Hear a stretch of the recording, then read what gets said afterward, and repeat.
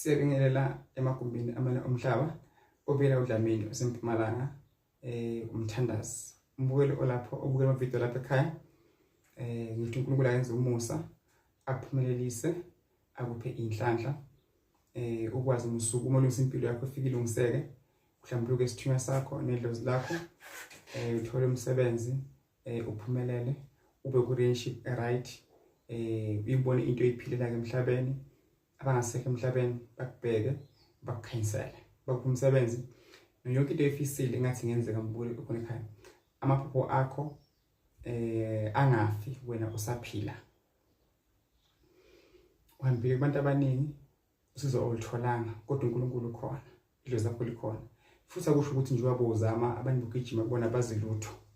uNkulunkulu ehlela ngawe idlozi liyahlela ngawe mbule khona ekhaya qhubeka uzame ezilungu usaphila emhlabeni ungakafi futhi amagama usanikiwe ithuba ethi ungaqhubeka uzame ukuze uphumelele. Ngeke ngithi ke yonke into engifisela abantu ngaba imali ngaba relationship ngaba impumelelo ngaba umuzi nami umbukelo khona ekhaya ngizifisela kanjalo empilweni yami ukuthi engufisa kuwe ngeke ngathi bekungenzeka. So ke ngathi abantu bangasimela impilo zabo bangaphela ngamandla futhi bangagive up.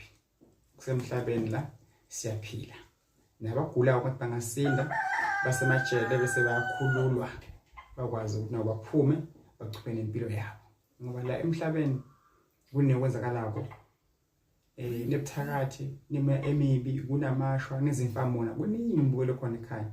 Sengathi bongavikeleka lelo side ukuba nawe ube umuntu kaNkulunkulu ube umuntu wedlozi ube umuntu oyithunya elikho so enganasici sonke sinamaphutha sonke futhi asenze kahle umbukelo khona ekhaya kodwa injabulo kathi ngaba khona empilweni yakho yiloko nje ukukhulekelayo futhi nekuthandazelayo empilweni yakho. Inkosi ibusise uDlamini lo mongidiyanga sempumalanga ngumthandazi ke mina zikhona iwasho zatholakala ngiyapostela via courier guy nofuna ukuhlola online video call ka WhatsApp singahlola mbule khona ekhaya nofuna ukufika mina futhi ungafika futhi ePitritif njalo ngamasonto ngiyakhuleka enkonzweni yomkhonza kuyo ezawona istar sokuphila mbule khona ekhaya.